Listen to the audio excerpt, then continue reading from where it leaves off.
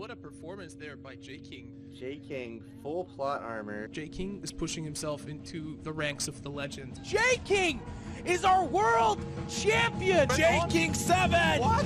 The back-to-back Cards world champion! Hello guys, welcome back to another video, and today we're going to be talking about the January 2025 Cards balance patch. A lot of things are happening. 1939 is back from their break, and now we're getting all of the news about what's going to be happening. So obviously, my last two videos have been not so kind to 1939, but that is unrelated to game balance. That is entirely unrelated to actually playing the game. So let's see how they do on the balance patch, because obviously I think everybody has a few cards in their mind that they definitely want to see changed.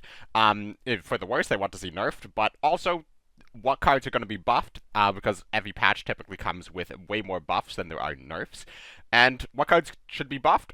Honestly, that's a very open field, so it's going to be fun to see what cards are buffed, and it's going to be interesting to see which cards are going to be nerfed this time around. So let's just jump into it. And, you know, instead of going through all the cards individually, I figured we could just look at the blog that 1939 put out, just because they do have a couple insights into what they think about certain cards. So, obviously this is the first patch since the World Championship Finals last December. The meta is fairly healthy, with many different decks and strategies viable, and the best deck only being slightly better than the rest, allowing players to experiment more. This is true. This is true. You know, you might hate the current meta. That's fine. You don't have to love it.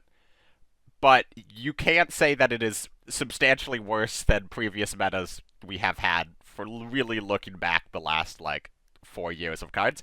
So it's a perfectly fine meta. Now, obviously, there's certain the cards that are way overtuned, and definitely need to be nerfed. So, that being said, there's always room for slight adjustment, and today we have 4 nerfs and 7 buffs. So, let's look at the nerfs first. So, first nerf coming up here is Sea Embargo. So, obviously, Sea Embargo, when it was announced, I definitely underestimated this card. I just thought, in my mind, I was like, well, it's worse than Cass, which I stand by. I think this is worse than Cass. So I thought, well, can you really afford to run 4 Cass and 4 Sea Embargo in an air deck? And the answer is absolutely yes. Just because Sea Embargo is so insane, and it can just act as a way to get out the most useful tool in any given situation, while just sort of getting more out of your cards later in the game, but it can also be just played on turn 2 to just bring a Swordfish into an unkillable range, and then you just start snowballing off of that one Swordfish, and maybe you also develop into like an Albacore to fit your curve going into turn 3. It's just an incredibly versatile card, and it is now being nerfed from +1/+2, develop a British air unit. It is now +1/+1, develop the British air unit that has 2 or less attack. So essentially, you just lose 1 health on the buff, and the develop side of this card stays the same, and honestly, I think that's a perfectly fine change. I think this is a perfectly reasonable change, and now I've already seen a lot of initial feedback, and a lot of initial reactions to these balance changes, and I don't think I don't agree with all of the stuff that I have seen. So, bear with me as I go through these. But Sea Embargo, no, air is not the best deck in the game. But Sea Embargo is an incredibly powerful card that is going to keep air at the top for as long as Sea Embargo is in the game. And obviously, I still think it's worse than close air support, so, you know, they could have nerfed close air support, but 1939 has made it very, very clear that they are never touching close air support, as we saw their refusal to nerf it in the, like, 2-year period where air was unquestionably the best deck in the game by miles. So, you know, if you're going to take down air a notch and you can't touch close air support, you can't touch gladiator, you can't touch swordfish, and you've already hit shark, and you're probably not going to nerf shark a second time, well, then it's Sea Embargo. This makes absolutely sense. Like, this makes a total amount of sense to me. And I'm happy to see it. Like, this isn't like oh, you could have waited later for this nerf. I think this is a very reasonable nerf. Air is an incredibly powerful deck, and it's still going to be a very good deck, but now it is going to be less just, like, stomp certain decks out because of their inability to remove the air unit you played on turn 1 because you made it have 5 health. So this change, I'm perfectly happy with this change, and we see the 1939 explanation is slight nerf to Sea Embargo. Brit Air is one of the better decks, hovering around, and we want to lower its ceiling a bit. Sea Embargo is still playable after this, but offers less value, especially at the all-important early turn. So yeah, this is perfectly reasonable take. So then we get to the Calliope. So the Calliope is a card that I think people are very, very unsurprised to see be nerfed when this was announced. This is another card that, honestly, I slept on in my actual video. So if you go back and watch my video reviewing the cards as they were being announced, I saw Calliope and I was like, it's good, but I don't think it's that good. And then while editing the video, like 30 minutes later, I looked over the card again, and I'm like, no, this card's insane. So I went into the comments and was just like, actually, for the record, I think Calliope's insane, even if I don't say so in the video. And it turned out Calliope is actually insane. Other people definitely saw this sooner than I did. But its just effect is super powerful. It can take out 2 1-health units in the front line. It can take out 1 2-health unit in the front line early in the game. That's very, very crucial. And then, of course, you always have the 25% chance of killing a 2-health unit in the support line, which can absolutely turn the game on its head very, very early on. And being just a 2-4 RD, even if it doesn't do something crazy with its deployment effect, it's a 2-4 RD your opponent has to deal with. And there's a lot of decks that also additionally run ways to buff the 2-4 RD if it sticks around on the board for any amount of time. So yeah, this is just a very powerful card, and they've nerfed it from a 2-4 to a 2-3. And this brings it more in line with the similar artilleries for that cost. And I think this is a very reasonable nerf, and I think this is a nerf that everybody kind of saw coming. And I don't think this is a nerf anyone's going to complain about. So let's see the explanation on this. The long-distance member of the Sherman family, Calliope, came out tubes blazing in blood and iron with a solid ability and body. It's been rocking up in many different decks, a good indicator of a strong and versatile unit, but the fireworks are a bit too much, so we are making it easier to deal with. Fair enough. Then we come down to a card which is, honestly, very... This card splits opinions quite a lot. This is a very controversial card. Because at its heyday with, like, Retribution Mill, I think people were like, yeah, Mill, like, Retribution Mill should probably be taken down a notch. I didn't really see many defenders. And then they nerfed Retribution into the dirt. And Mill kept seeing play, no longer with US Retribution, but more with just Brit Main, with just more the classic stall package, and then a series of cards that got buffed, sort of, or released in the new expansion, sort of helped that deck grow into further prominence. And at that point, you saw a lot of people who still hated playing against Mill saying, okay, Mill is still super stupid, you should nerf a key card like Compromise. And this is already after nerfing Honor and Loyalty.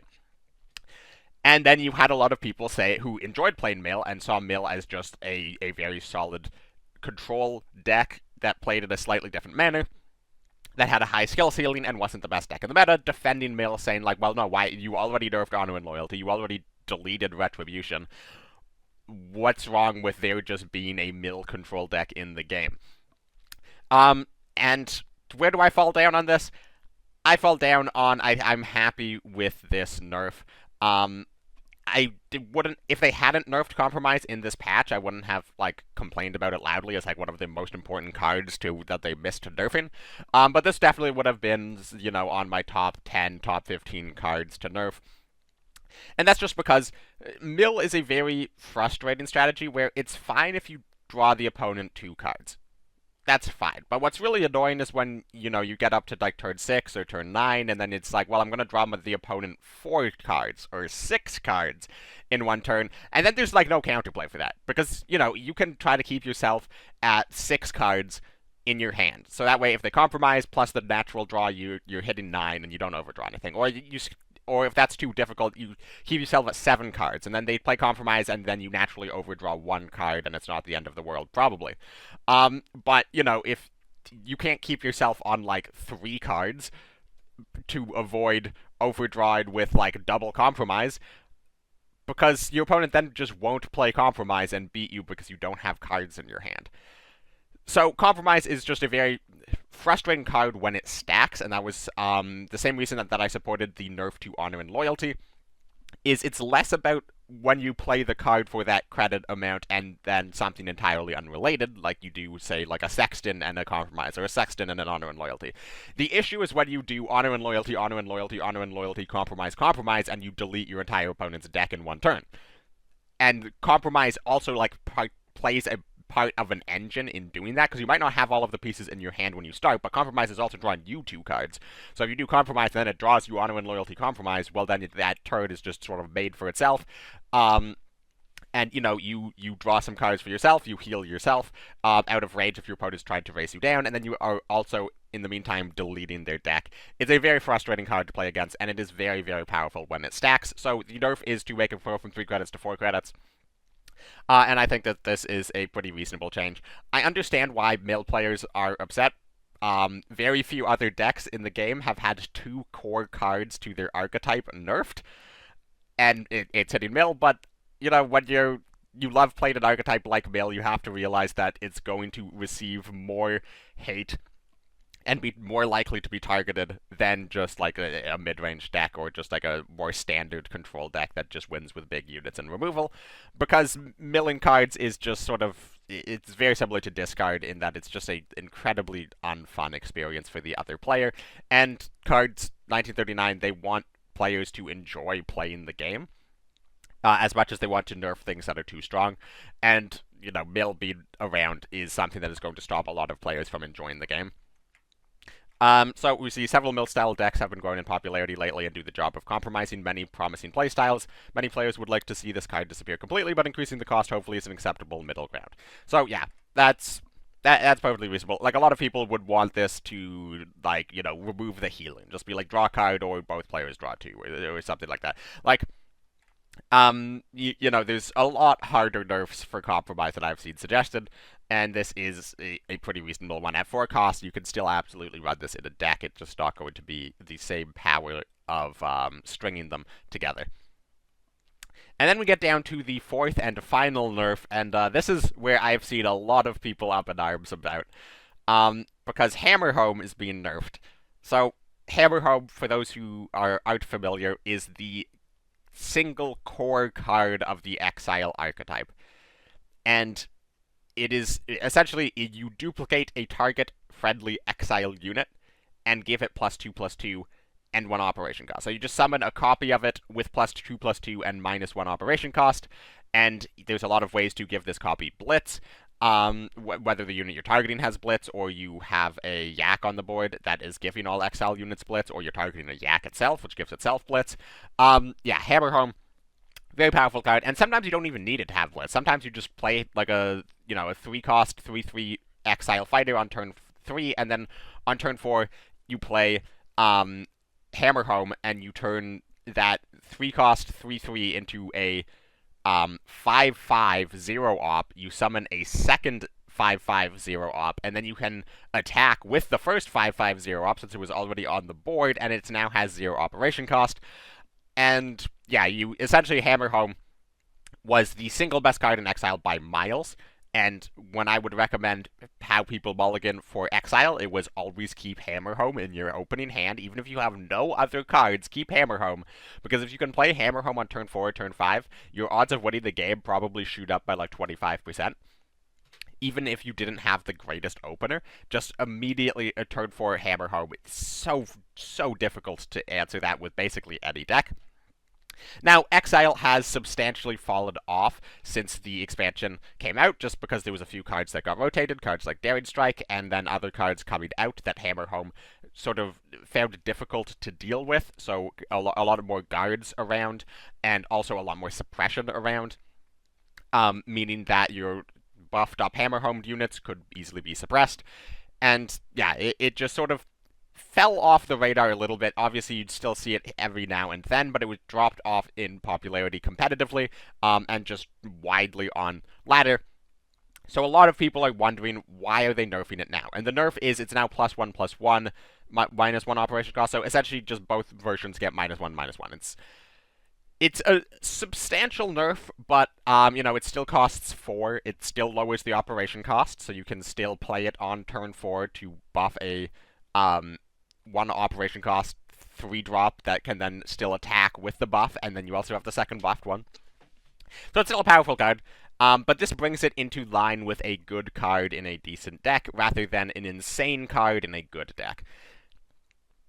And a lot of people are upset about that, because they're like, well, why are you nerfing Exile? Nobody's complaining about Exile, nobody's really playing Exile, you're just nerfing a random card. And I understand that feedback. And I also understand that feedback, especially because this is the end of the nerfs and everything else is a buff. So that means there is a handful of cards that are not seeing changes, which we will talk about in a second. But if if 1939 didn't pick arbitrary number of cards to buff or nerf in a patch, and they just nerfed as many cards as they felt the need to nerf, I would not have an issue with this at all. Because I've been complaining about Hammer Home for a very long time. Hammer Home has been on my nerf list for a very long time. I never wanted Hammer Home to be released in its current version because it's just way too powerful. I don't believe that you should make a deck good based on the power level of its best card. I think you should make a deck good by the average power level of of all of the cards in the deck. And Hammer Home is a case of the latter, because the Exile deck was just a bunch of pretty mediocre cards, and then the best card in the game. Maybe not the best card in the game, but easily like top 10 card in the game, in terms of just like what it does on its own.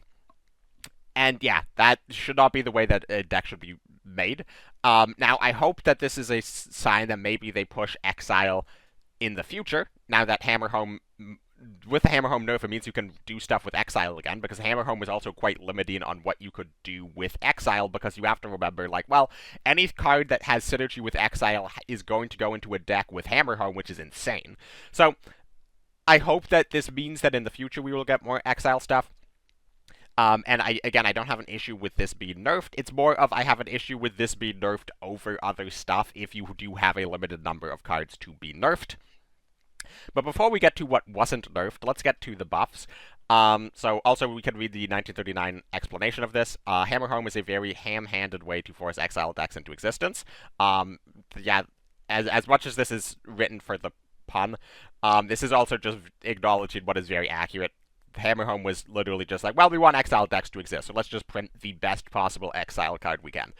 The good news is that it didn't succeed and make Exile decks playable, well, not very popular. It has been very strong in the past year. The bad news is that many decks rely on Hammer Home a bit too much, and it offers too much value. For this reason, it is time for the deck to head home to roost. So yeah, basically what I was just saying.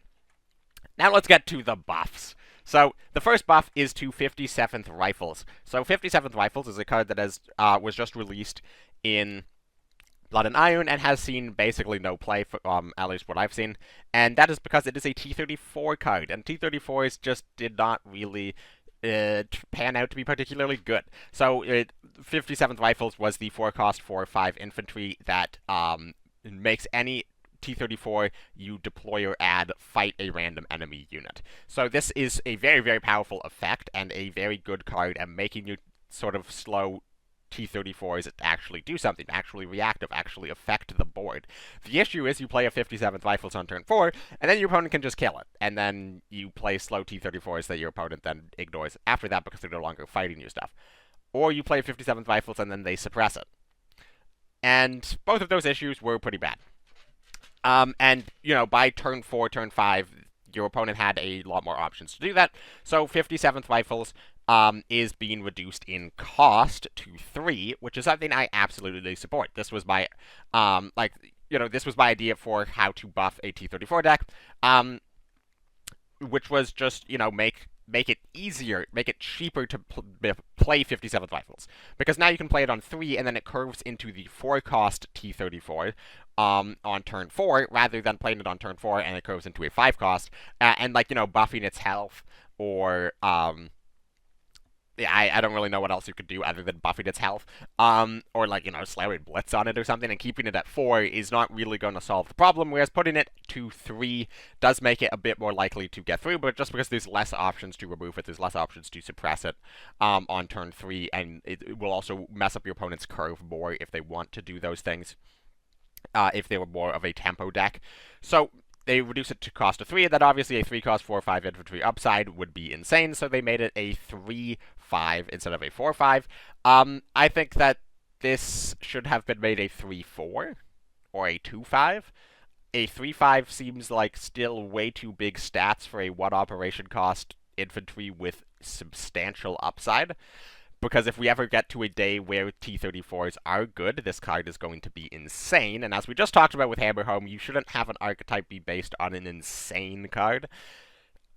However, I don't think this is going to be that insane. I think by turn 3, turn 4, you're still going to have decent ways to get rid of this guy. However, it might be enough to encourage people to at least try out T-34 a bit more, and maybe discover that there is a way to build the deck that comes in at low tier 2, and then maybe people just, take a liking to the deck and play it a bit more. So what does 1939 say about this? T-34's decks are fairly popular, and there's a strong indication that players enjoy playing this style of deck. I believe 1939 on this. I don't see any reason why they would have to lie about this. Personally, I've just never seen a T-34 deck on ladder. Or if I have, they died too quickly for me to really identify what they were playing. Yeah, this is... Sure. However, I believe 1939, so maybe there's a lot of people at low ranks, or in casual, grinding out T-34. But the power level of these decks is slightly below what we would like, so this change aims to put more of a fight into the deck by allowing you to start chaining fighting machines a turn earlier. Then we get to another T-34 buff card, or a T-34 support card, which is Turning Point. Now, Turning Point is quite possibly possibly the worst card of Blood and Iron. Is a 2-cost Soviet order. Excess damage from your T-34s this turn is dealt to the enemy HQ. This is just a not good an effect. It's like Ura, but if you made Ura 1,000 times worse. And Ura was a good card, but 1,000 times worse is a lot. So, how did they change Turning Point? Turning Point now says your T-34s operate for free this turn, and their excess damage is dealt to the enemy HQ.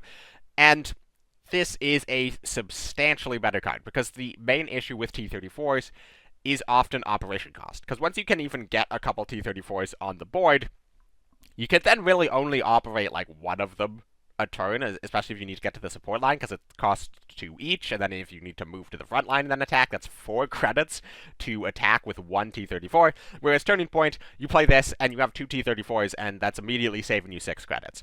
And credit sheet in any card game is incredible, and this is a very situational specific credit sheet, because it requires you to have T-34s on the board, or you could combine this with something like a Tractor Factory, or a Siberian Transfer, or both. You could do Tractor Factory, Siberian Transfer, Turning Point for 12 credits, and now all 3 of those tanks operate for 0, and excess damage hits the enemy HQ.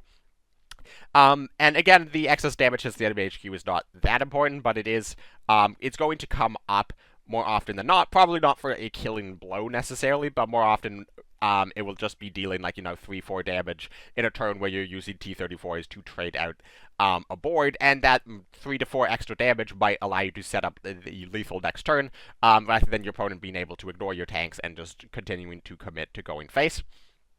So yeah, this is a very powerful card, and I like this change way more than I like the 57th Rifles. And I don't hate the 57th Rifles change. But Turning Point is a card that is clearly not too powerful. It's a very good card, but the ability to get a lot of T-34s on the board in any given turn is, that's still quite difficult.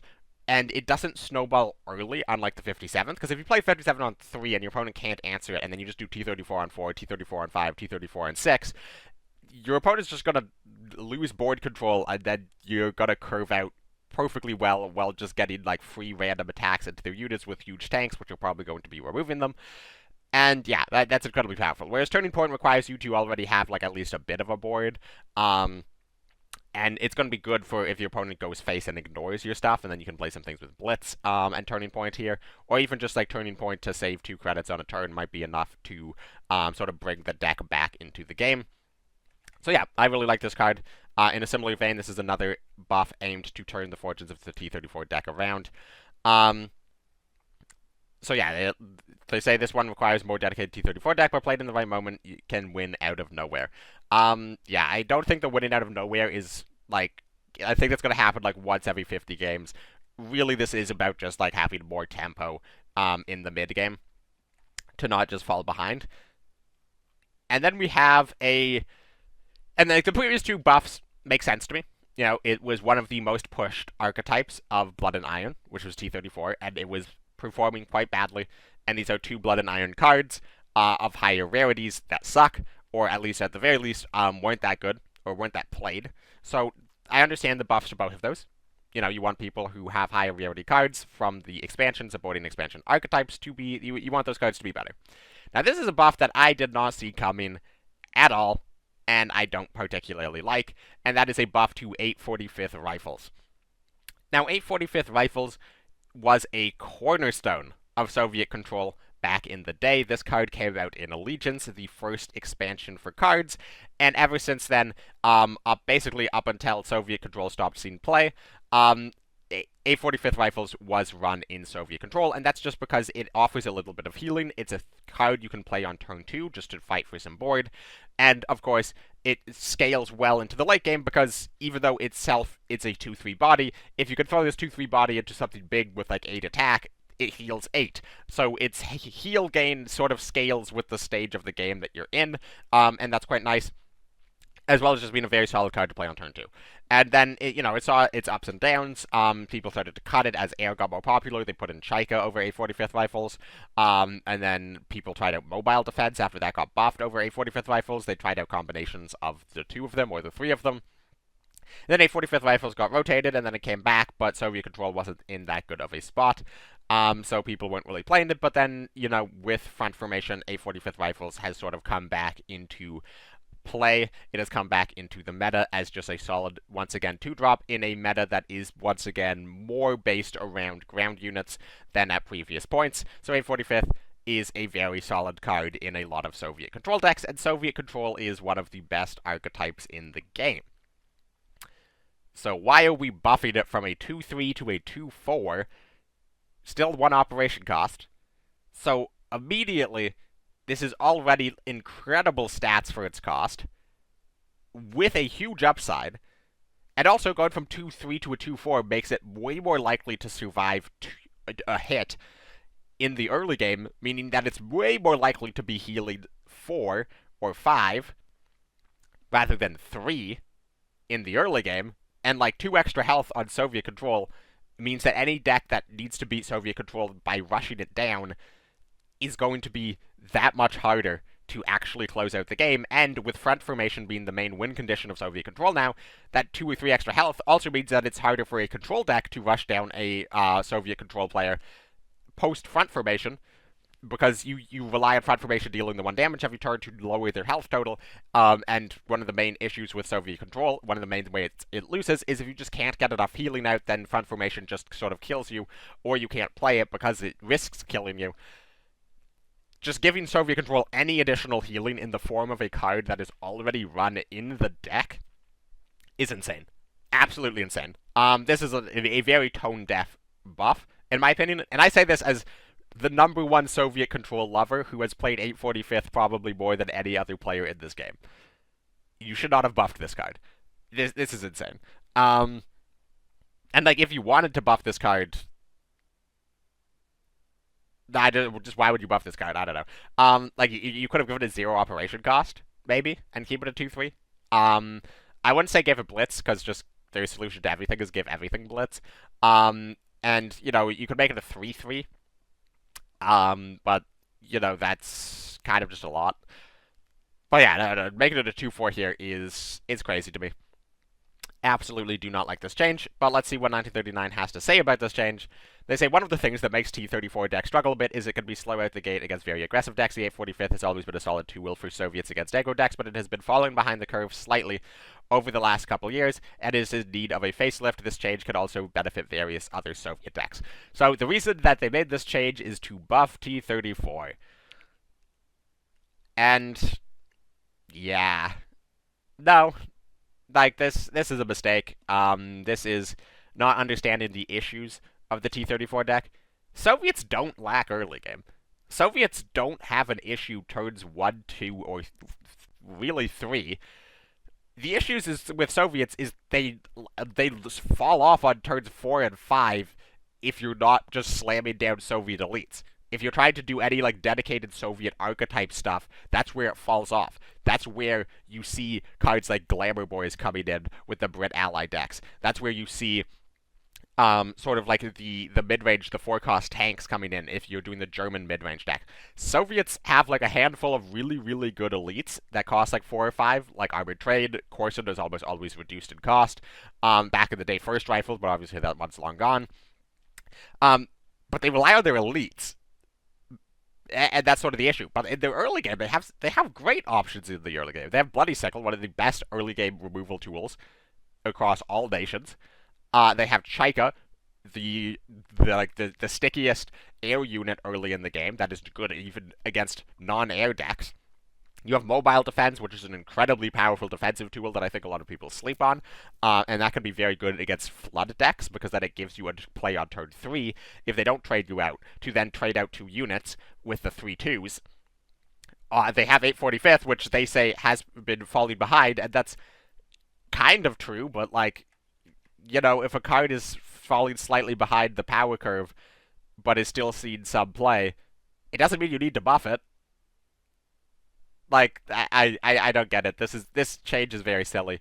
And to be clear, I don't think that this change is suddenly going to make Soviet control like the far and away best deck of the game, because it still has its issues. It can still struggle against air, although air, we saw, is eating a nerf with the sea embargo change. And depending on how you build it, and your opponent's building their deck, it can struggle into certain ramp decks. And as we've seen, we saw the only 4 nerfs, and none of those were to ramp, and we'll get to that in a second. But yeah, Soviet Control is a very powerful deck, and this is a card that is run in Soviet Control, and it is being buffed for, I don't know why, who knows. Then we get to the first Cavalry Troop. Now this is one of the cards of the new Throp archetype, and by new Throp archetype, I mean, like, Throp obviously existed before, but like the actually playable Throp archetype that came out in Blood and Iron. And this is a card that can grow really, really big in an attack, and then your opponent has to remove it because it's very scary. And, you know, I've seen this card connect to the HQ like twice, and both times the opponent had an opportunity to remove it, but they were just like a weaker player who didn't recognize the power level of this card, and they let it stick on the board. And then you slam down a bunch of stuff with 3 operation costs, and suddenly this attack shoots up to like 20, and you one-shot the opponent. And that's sort of how this card is supposed to work. It's just supposed to be like a threat card that forces your opponent to remove it with something, as opposed to removing some of your other cards, just because this card is very threatening. And now this card is very threatening and has Blitz. So basically it chops off the number of turns this needs to reach the enemy HQ from 3 to 2. And that is very, very powerful. And yeah, I mean, Throp could use some love. I'll give them that. Is this the way I would have buffed Throp? Probably not. Is this like a hugely problematic way to buff Throp? I don't think so, because it's very difficult to increase the health of these units, because obviously Pontoon Bridge is not going to work on Cavalry Troop, because the Pontoon Bridge goes off of the original health, in terms of the, I forget, if it does it buff and then the operation cost is contingent, or does it reduce operation cost and then the buff is contingent? I don't remember. I don't like Pontoon Bridge. I think it's a bad card. But like, yeah, it's really like Bolster or Pontoon Bridge, which are like the main things, but you know, those are very expensive, and also I think Pontoon Bridge is a bait. So I don't think First Cavalry Troop having Blitz is going to make the deck like absolutely crazy. It's just going to allow the deck to put on more pressure against opponents slightly faster, and that's going to be very useful for Throp being able to close out games faster, either against a control or ramp deck that might have a slow couple turns and is sort of setting up like a massive draw engine, or against an aggro deck that you finally forced off the board, but they're trying to draw into the last pieces of burn to close out the game. Either way, getting First Cavalry Troop up to the front line immediately is just very, very threatening and going to help Throp close out games, and this is a fine change. I don't really have too much to say about this. But let's see what 1939 has to say. So Throp is an interesting deck, and it plays differently. We hoped additions would propel the deck into the limelight, but it has not yet materialized. First Cavalry Troop was always intended to be a strong inclusion in the deck, so to emphasize that even further, we have thrown the Blitz bone. And yeah, once again, just giving cards Blitz is 1939's way of making them, of buffing a lot of cards. And to be fair to them, I don't know how else you would buff a lot of these cards. But also, at the same time, like, just we're reaching a point where just every playable card in the game has Blitz on it, because a card having Blitz is just way better than a card not having Blitz, because it can do stuff immediately. And, when you have a game with something like the Frontline, well, cards having Blitz sort of negates the Frontline effect, which, is very useful, because infantry are incredibly slow.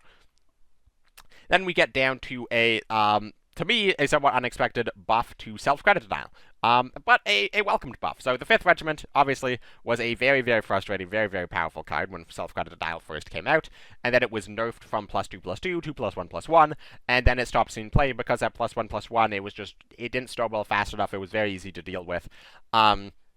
And also self-credit denial as a whole sort of fell off a cliff. And then in Brothers in Arms, you saw a little small amount of not Brothers in Arms. In Blood and Iron, you saw a very small resurgence of self-credit denial briefly, but that sort of fell off as well. But now, 5th Regiment is coming back, and it's now +2/+1, and this is good. Because the main issue is the +2 health every time you did credit denial, which just made this card snowball incredibly fast outside of range of basically all removal. And going down to +1/+1 just made it not really worth playing.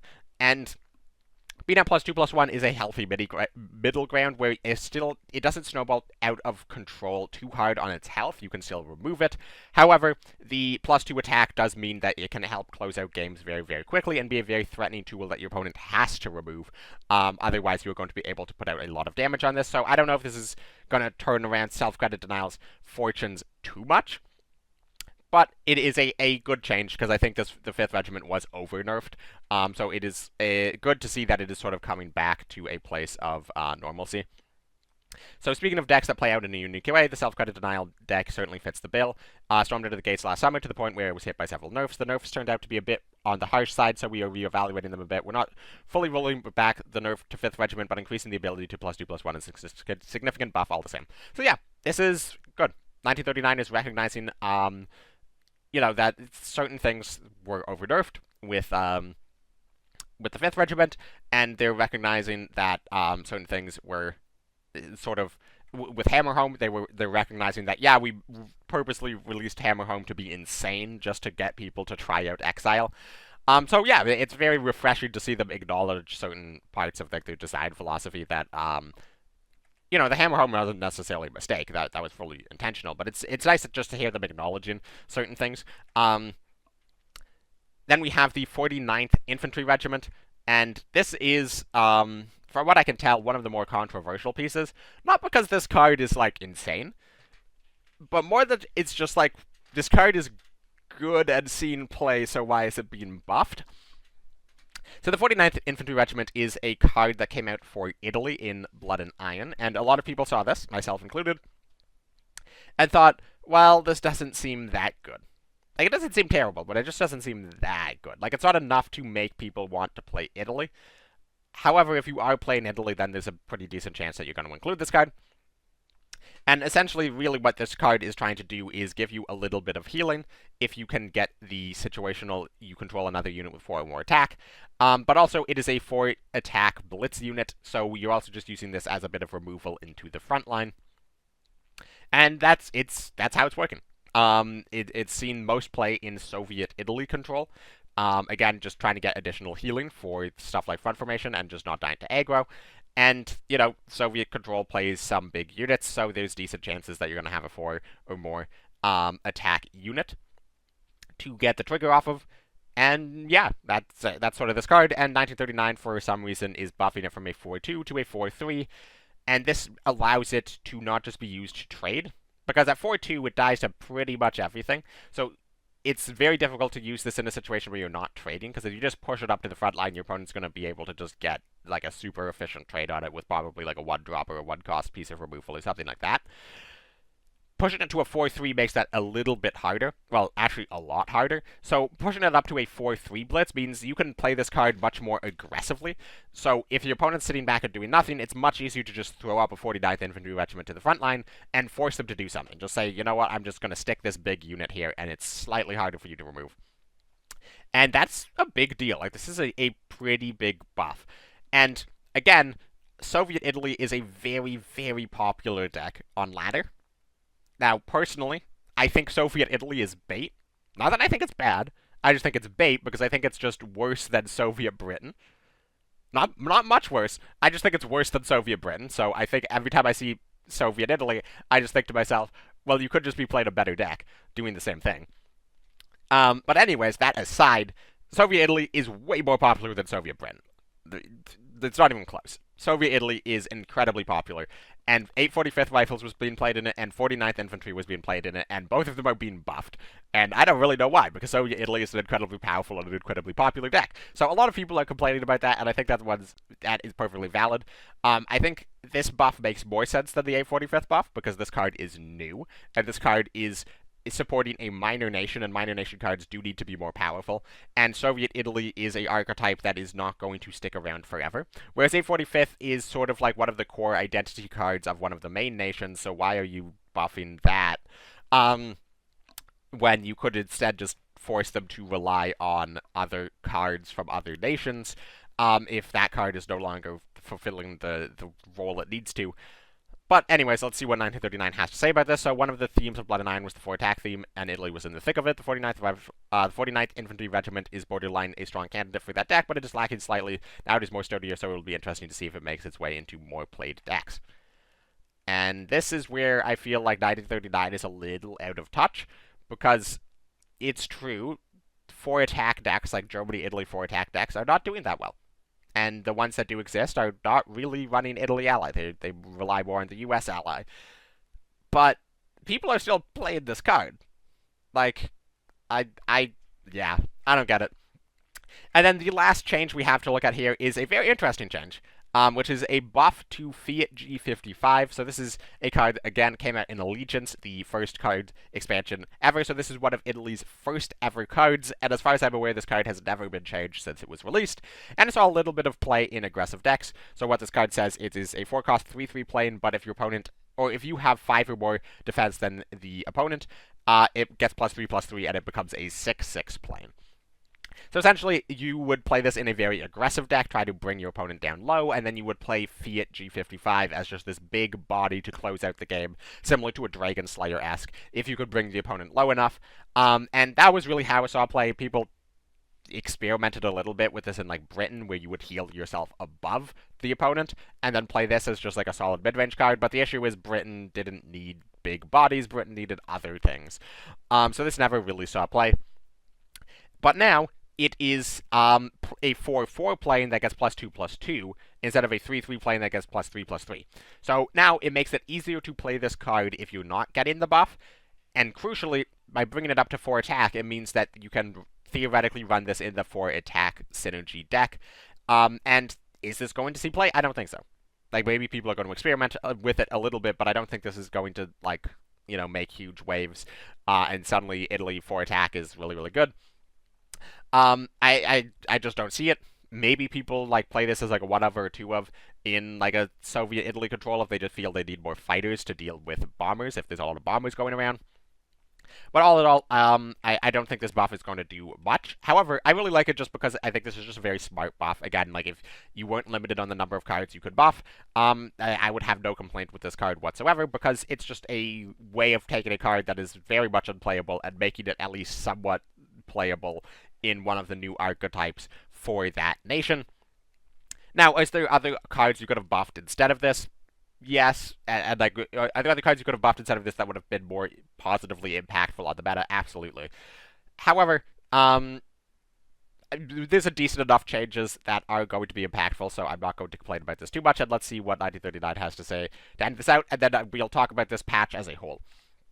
So we are already refactoring one of the old Italian cards. We're also refactoring one of the old Italian cards to fit better into the 4-attack theme and just make it stronger in general.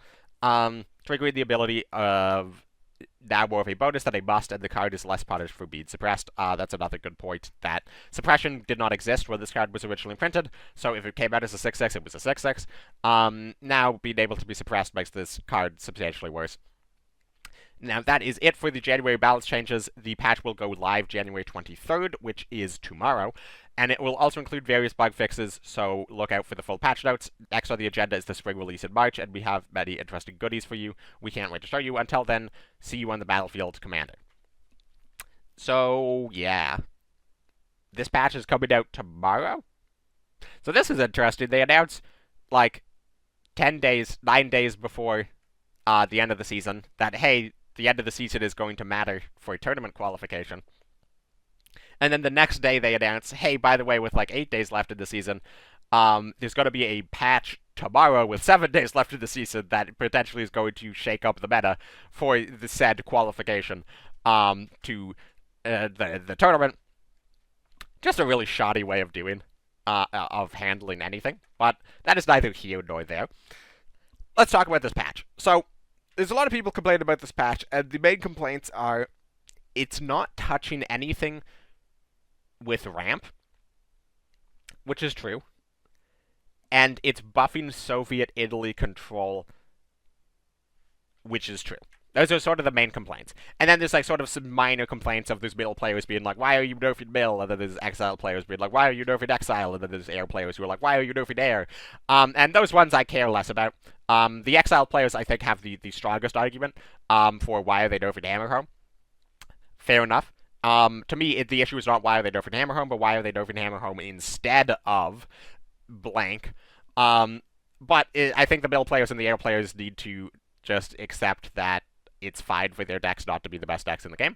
Like, sorry if that upsets you. Sorry if you're an air player or a mill player.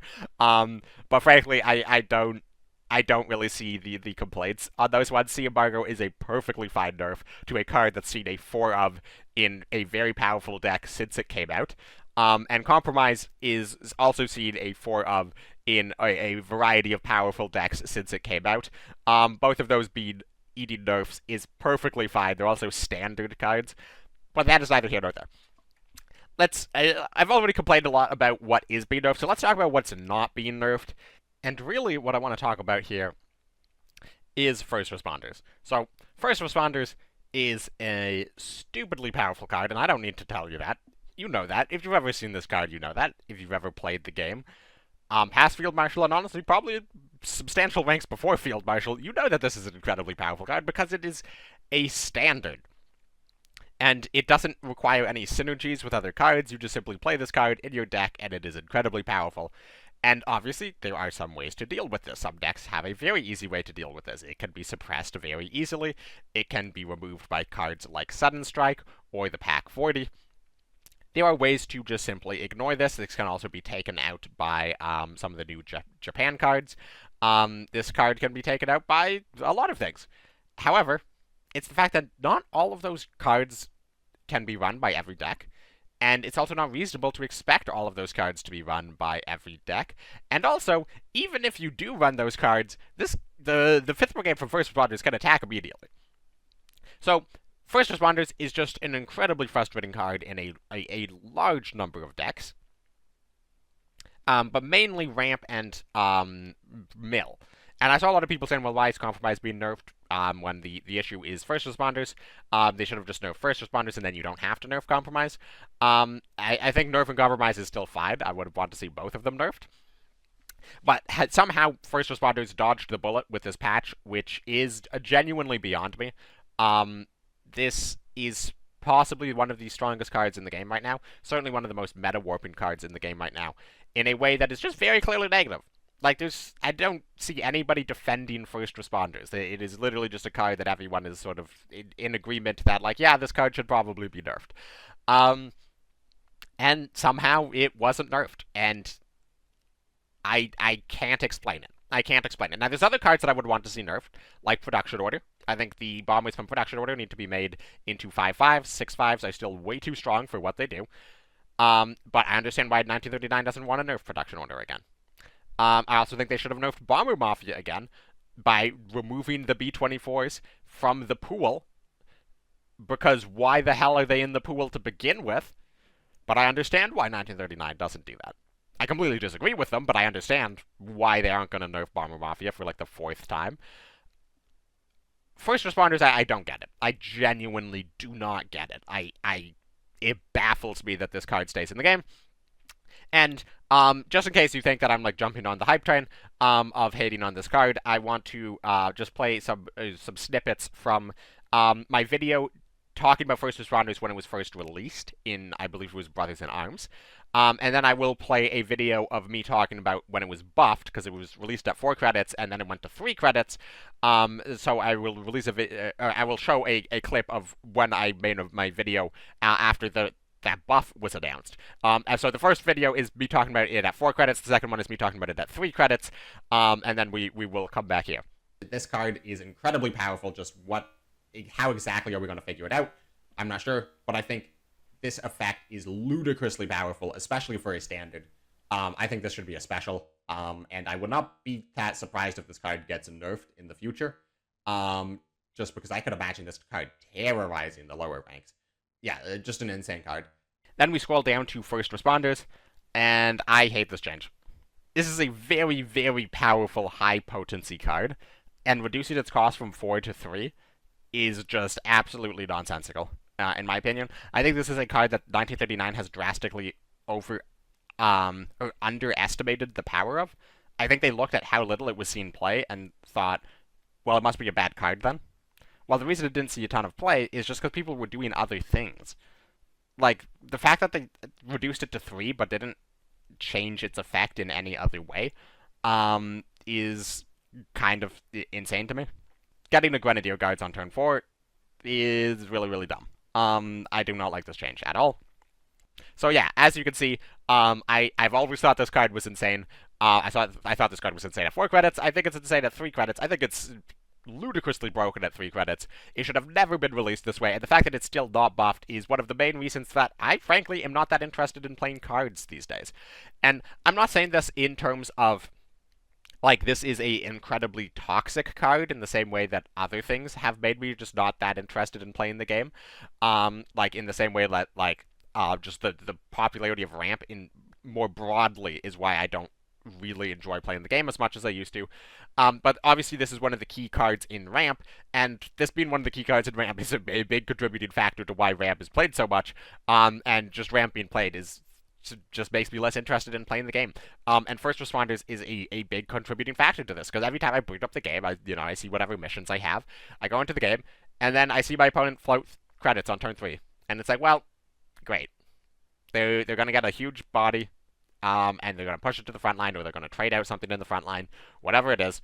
And, maybe I could deal with it, but at the very least, it's going to warp what I have to do on that turn. If I don't have a outright kill on it, I'm not going to be able to play more units, and maybe don't want to push units to the front line, because I don't want it to get a free trade onto something.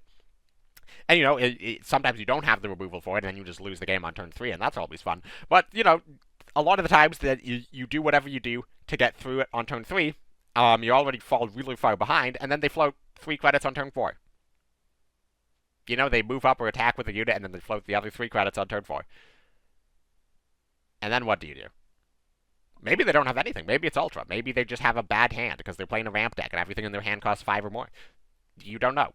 But if they do have a second first responders, and you fled the board, you just lose the game immediately. Unless you have 2 pieces of removal. But even if you do have 2 pieces of removal, they've still gotten a ton of value out of you, because they're already going like 3 for 1, because it's going to trade out to something immediately, and then it's going to eat a piece of removal, which oftentimes, if it's a form of suppression, it's not actually removing the card, and then that card is still going to be a 1/5 unit, which is capable of trading out with additional things. And then it's their turn 5, and they don't have to attack with anything, they can just play a Glamour Boys. And you've used 2 of your pieces of removal on the 2 first responders already. And then what are you doing? And, you can still win the game from that. It's not like that's, the most broken thing that's ever been in the game that you can't possibly counter. You can still win the game, but you're not having fun winning the game. It's not fun to go through first responders, because either you just, have suppress and you go full face and they die, and then it's like, okay, well, that wasn't fun. They just, put their entire credits into first responders. They took a ton of damage because they didn't play a guard immediately. And then they got a guard on the following turn. They got, a 9 health guard because they thought that the 9 health guard would stick. And then you suppress the 9 health guard, and then you go all face again and you win the game. That's not fun. Or you can't suppress the 9 health guard and they win because they got a 9 health guard on turn 4.